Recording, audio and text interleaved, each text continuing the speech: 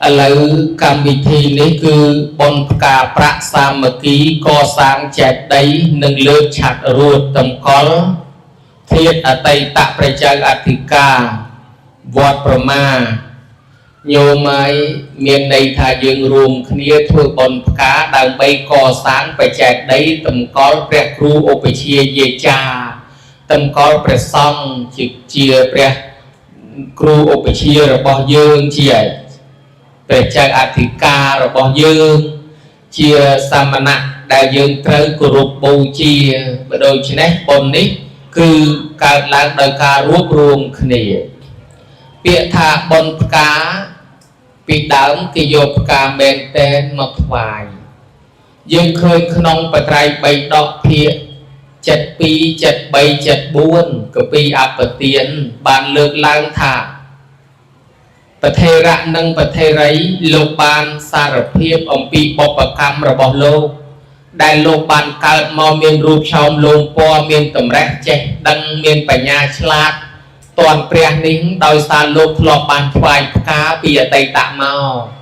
អ្នកខ្លះថ្វាយផ្កាឈូកអ្នកខ្លះថ្វាយផ្កាផលិតអ្នកខ្លះថ្វាយផ្កាតាគៀបអ្នកខ្លះផ្កាឈូកផ្កាអីទៅអ្នកខ្លះថ្វាយដល់បច្ចេកដីដល់ពពោទីព្រឹកដល់ពុទ្ធរូបបានជាខ្លួនបានកើតក្នុងឋានសួគ៌បានកើតមកជាមនុស្សរហូតមាននិស្ស័យវាសនាមកទាន់ព្រះជាពិសេសរូបឆោមលងពណ៌ល្អស្អាតនិងដោយសារបានថ្វាយផ្កាកើតឡើងមនុស្សមានជំនឿថាផ្កាជាវត្ថុមួយដែលស្អាតមកដើមឈើស្អាតជាងគេគឺផ្កានឹងហ្មងណាញោមណាអញ្ចឹងដើមឈើផ្លែមានស្លឹកមានផ្លែមានផ្កាប៉ុន្តែវត្ថុដែលស្អាតជាងគេគឺផ្កាហើយជារបស់ដែលគេស្រឡាញ់គេចូលចិត្តអញ្ចឹងហើយអ្នកណាថ្វាយផ្កានៅក្នុងឯងកើតឡើងคล้ายជាវត្ថុដែលគេស្រឡាញ់គេចូលចិត្តដែរអញ្ចឹងនៅក្នុងត្រូវយ៉ាងគង់ណាញោមទៅដល់ទៅមានចេតិយស្វេដាហ្គនដែលពីដើមគេហៅសង្គុត្តរៈចេតិយដែលគេចម្លងមកដាក់នៅលើភ្នំយ៉ាតនៅបៃលិនណាដូចគ្នាចេតិយហ្នឹងនៅខាងលើកពូលគេដាក់មីរាប់គីឡូញោមហើយប្រហែលជា15នាទីឬ10នាទីគេតម្រង់ជួរគ្នាបោសម្ដង15នាទីគេតម្រង់ជួរគ្នាបោសម្ដងហើយអត់មានសម្រាមសោះហើយគេបោសរហូតគេធ្វើចឹងដើម្បីអីគេធ្វើដើម្បីយកបុណ្យគេមិនមែនទុកព្រះដូចយើងទុកឲ្យកឌៀពាត់ផងនៅពីងពាងពាត់សត្វដីមិនជូតទេគេអត់ទេគេតែ10នាទី15នាទីគេបោសគេជូតម្ដងឲ្យស្អាតណាស់ហើយខ្មែរយើងចូលទៅអាត្មានាំកូនចៅទៅគេចាប់អស់ពី3នាក់ដោយសារយើងស្លៀកខោចូលគេអត់ឲ្យចូលទេគេចាប់ឲ្យមកស្លៀកសពុតវិញតែយល់ណាហើយបើអ្នកអត់មានអាវសក៏គេអត់ឲ្យចូលដែរគេគោរពឲ្យពាក់ស្បែកជើងក៏គេអត់ឲ្យចូលដែរគេគោរពបូជាខ្លាំងណាស់ហោះងាកទៅប្រទេសសេរីលង្កាឯនោះវិញចេតិយគេធ្វើធំអាត្មាទៅពាត់ទុងចេតិយខ្លះតលទុង400ម៉ែត្របានដាក់មកជុំបានគាត់ចិត្ត100ម៉ែត្រអីនោះណាញោមកសាងធំនៅគោរពបូជាហើយជាងធ្វើចេតិយជំនាន់នោះអាសាណាធ្វើធំណាស់ចេតិយច្រើនជាពិសេសធានព្រះអង្គអនាគតទៅនឹងទៅប្រជុំគ្នានៅវាលកៈចេតិយនៅប្រទេសស្រីលង្កាហើយនឹងហោះចេញពីស្រីលង្កាទៅពុទ្ធគយាញោមចាំមើលអញ្ចឹងកន្លែងនោះគឺកន្លែងអស្ចារ្យនឹងប្រជុំធាតុរបស់ព្រះក្នុងពេលអនាគតដែរនិយាយពីការកសាងចេតិយច្រើនអញ្ចឹងធម្មមាសោតលោកកសាងចេតិយនៅប្រទេសឥណ្ឌាក្រោយពុទ្ធសករាជកន្លងទៅជាង300ឆ្នាំកសាងបានយ៉ាងច្រើនរហូតដល់ 84000 ចេតិយញោមលោកទៅកសាងនៅអជន្តាដែលគេប្រែថាកន្លែងដែលអ្នកស្រុកយើងនឹងមនុស្សមិនអាចងាយទៅដល់បានលោកដាក់ភ្នំយកកតិចថ្មចេញឲ្យភ្នំនឹងទៅជាចេតិយទៅជាវត្តចឹងដាក់ឲ្យប្រហែងប្រហោងពេញភ្នំនឹងទៅជាមានជើងកសមានអីត្រមានបន្ទប់មានប្អួយអីអស់ចាញោមហើយឥឡូវនឹងមានគេទៅដល់ច្រើនទេអជន្តាមួយទៀតលោកមកកសាងនៅភ្នំសាន់ជីដែលគេហៅថាជាកន្លែងផ្សាយសាសនាពីភ្នំសាន់ជីអង្គរវត្តយើងអង្គរធំអង្គរតូចយើងឃើញហើយយើងកាប់ថ្មយកមកទាំងរៀបជាដុំហើយរៀបចេញទៅជាប្រាសាទអង្គរយើងថាអស្ចារ្យហើយគឺអស្ចារ្យមែនប៉ុន្តែដល់យើងទៅមើលដល់ប្រទេសឥណ្ឌាសមានតែមានតែយើងព្រះហើយនៅលើភ្នំសាន់ជីចេតិយទាំងអស់រៀបពីថ្មដូចអង្គរវត្តចឹងញោមរៀបទៅចេតិយខ្លះបាក់បែកខ្លះនៅទម្រង់នៅល្អទាំងអស់រៀបពីថ្មទាំងអស់ហើយអាត្មាទៅដល់លោកគេដើរចោលគេអាឡ័យអាត្មាអាឡ័យទៅមើលអស់ហូរថ្មធំណាស់ដូចអង្គរវត្តដែរហើយគេដឹកមកអាម៉េចលោកគេធ្វើអាម៉េចអាឡ័យតែឈ្មោះមើលគេទៅចោលអស់រត់រគេតម្រង់ទៅឃើញហើយនៅក្នុងមានប្រធានព្រះសិរីបុត្រនិងព្រះមោគលានតម្កល់នៅក្នុង កាលពីសម័យសម្ដេចសីហនុគេនាំប្រធានទាំងពីរអង្គហ្នឹងយកមកដាក់នៅបរមរាជវាំងភ្នំពេញយើងធ្វើបុណ្យ7យប់7ថ្ងៃមនុស្សទៅពីគ្រប់ខេត្តទៅបូជាប្រធាននោះដាក់លុយដាក់កាក់ច្រើនដល់គ្រប់7ថ្ងៃគេហែចេញពីភ្នំពេញបរមរាជវាំងទៅដាក់នៅទីក្រុងកែលគូតាវិញទៅយើងនៅសល់លុយនៅសល់មាសនៅសល់ពេជ្រដែលគេបូជានឹងច្រើនបូកថែមនឹងថវិការដ្ឋថែមទៀតយកទៅកសាងបានមន្ទីរពេទ្យមួយឈ្មោះហៅពេទ្យលោកសង្ឃសម័យនោះណាញោមណាដោយសារគ្រប់បូជាប្រធាននឹងអស់ចាណាអញ្ចឹងព្រះចេតិយនេះគឺគេធ្វើបានច្រើនធម្មមានសោកដើរធ្វើកន្លែងព្រះអង្គប្រសូតកន្លែងព្រះអង្គព្រះនិព្វានកន្លែងព្រះអង្គសម្ដែងធម្មចក្រហើយកន្លែងត្រាស់ដឹងនៅទល់សពថ្ងៃយោលោកកសាងឲ្យនៅទល់សពថ្ងៃហើយមានមាសនៅពីលើទៀតហើយនៅកន្លែងព្រះអង្គព្រះនិព្វានក៏នៅទល់សពថ្ងៃដែរប៉ុន្តែកន្លែងព្រះអង្គប្រសូតនិងសម្ដែងធម្មចក្រឃើញថាបាក់បែកអស់ដោយសារសង្គ្រាមសាសនារីឯប្រទេសដទៃដូចជាប្រទេសចិននៅវត្តឡាំងគួងខេត្តប៉ាក់គីងគេពហិចៅហ៊ានគេបានកសាងបច្ចេកដីធ្វើអំពីមាសតម្កល់ចង្គង់កែញោមនៅប្រទេសសេរីលង្កានៅក្នុងទីក្រុងខេនឌីគេធ្វើចេតិយពីមាសតម្កល់ចង្គង់កែដែរឃើញថាអានិសង្ឃគេកសាងជ្រះថ្លាមកពីអីមកពីគេគោរពទៅបានបុណ្យនឹងហើយបានគេកសាង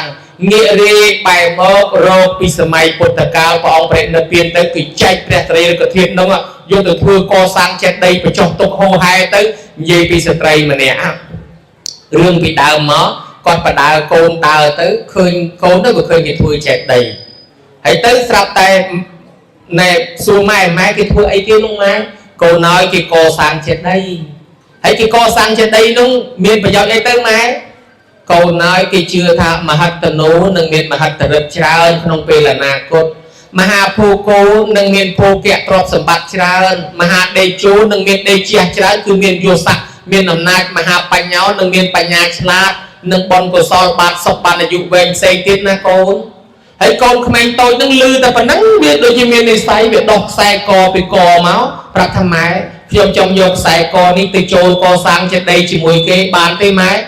ភ្ញាក់ព្រឹកអះហេហើយកូនឯងក្មេងតូចអញ្ចឹងសោះចង់កសាងចេតិយកូនឲ្យយកទៅចូលគេទៅកូនដល់តែយកទៅចូលគេទៅយកមកសេចក្តីជ្រះថ្លារកទទួលទានមានបានស្លាប់មួយជាតិនឹងទៅកើតឯឋានសួគ៌សោយសម្បត្តិទឹកនៅឯនោះអស់កាលយូរដល់តែពេលចុះពីឋានសួគ៌មកចំសម័យព្រះអង្គប្រពុតយើងនឹងមកដល់កើតនៅទីក្រុងរាជក្រឹសជាកូនមហាសេដ្ឋីហើយនៅក្នុងរាជក្រឹសនឹងមានសេដ្ឋីមួយគាត់ស្លាប់ទៅគាត់ទុកទ្រព្យឲ្យកូនឲ្យចៅប៉ុន្តែគេដាក់ប្រស្នាថាឲ្យស្វែងរកអ្នកមានបុណ្យមកធ្វើប្រពន្ធសិនបើរកអ្នកមានបុណ្យឃើញបានមើលទៅឃ្លាំងមាសនឹងទៅជាមាសចឹងគាត់ឲ្យមាសនឹងខ្លាយជាដុំដីឲ្យមើលទៅឃើញជាដុំដីសិនហើយនាងនឹងមកកើតនៅនឹងនិយាយពីរូបឆោមលោងពណ៌ល្អស្អាតអាយុវ័យពេញកមុំហើយតាឯនោះគាត់ស្លាប់បាត់ទៅគាត់ទុកកូនចៅនឹងឲ្យរកអ្នកមានបុណ្យអញ្ចឹង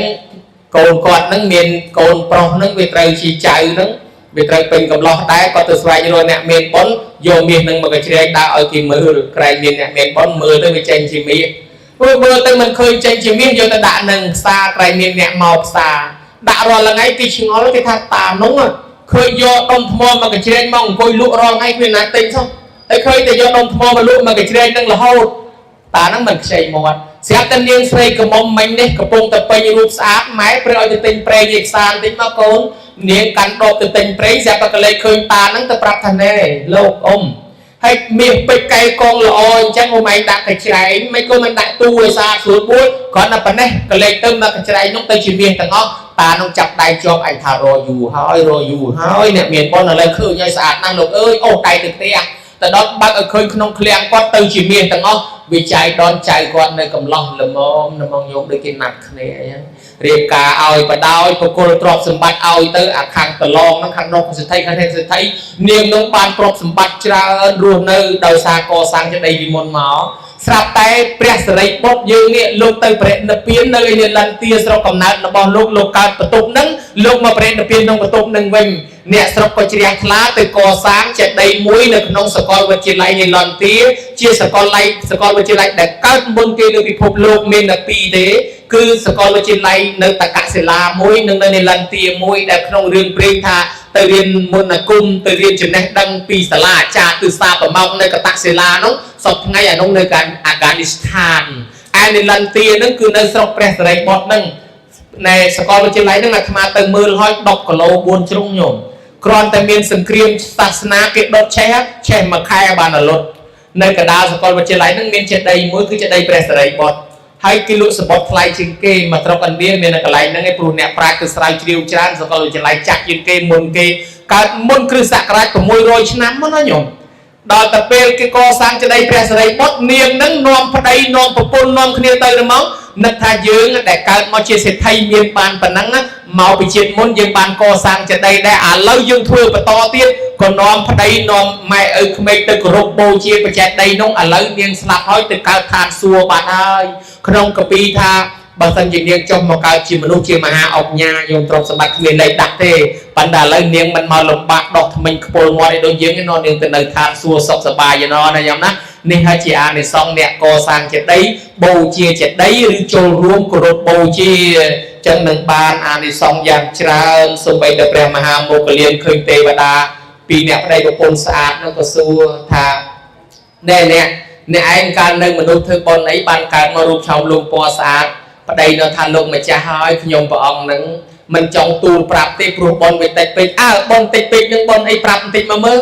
ខាងកាលនោះខ្ញុំទៅកាប់អស់កាប់វក្នុងព្រៃខ្ញុំឃើញស្ថានធ្នោតតូបបច្ចេកដីចាស់គេបោះបង់ចោលមានស្មៅមានព្រៃពាត់ចិត្តទៅខ្ញុំក៏នឹកថាឲ្យតែចេតិយរបស់គួរគោរពទាំងអស់មិនគិតថាម៉ែយើងឪយើងរបស់គេរបស់យើងនេះទេបើចិត្តកាប់ឆ្កាព្រៃឲ្យស្អាតហើយទៅក៏បោសសម្អាតហើយជ្រះថ្លាពេកក៏កាប់មែកឈើមួយមែកធ្វើដងតុងយកកាមាខ្លួនឯងទៅចងធ្វើតុងដាក់បូជាបច្ចេកដីហើយក៏ត្រឡប់មកដល់ផ្ទះវិញប្រពន្ធសង្ស័យទៅពេលហ្នឹងទៅដេកជាណារបស់ភ្លេចកាមាបាត់ហើយពីដើមវាក្រកាមាដែរនោះបានប្តីនឹងលួងថាឯងអើយកុំឆ្ងល់អីណែកាមាយើងមួយហ្នឹងខ្ញុំឃើញចេតិយគេចោលក្នុងព្រៃខ្ញុំមកកាប់ឆ្កាយស្អាតទៅខ្ញុំដាក់ជាតុងបូជាថ្វាយហើយ